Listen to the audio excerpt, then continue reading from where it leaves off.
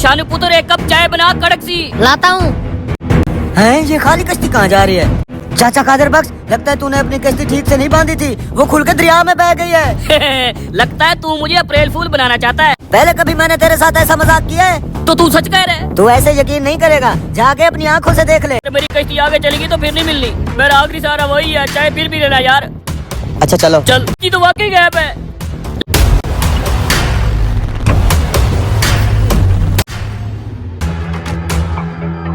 हाँ, कश्ती दिखाई दी कहीं? कुछ दिखाई नहीं दे रहा। अब मैं अपनी कश्ती कैसे ढूंढूंगा? गुनाहों की सजा? क्या मतलब? तुमने कौन से गुनाह किए हैं? तुम्हारी कश्ती का इंजन खुद ब खुद खराब नहीं हुआ था, मैंने खुद खराब किया था। हमें सब कुछ मालूम है, तेरे बताने से पहले तुम्हारी कश्ती बिल्कुल सही सलामत है। ये देखो।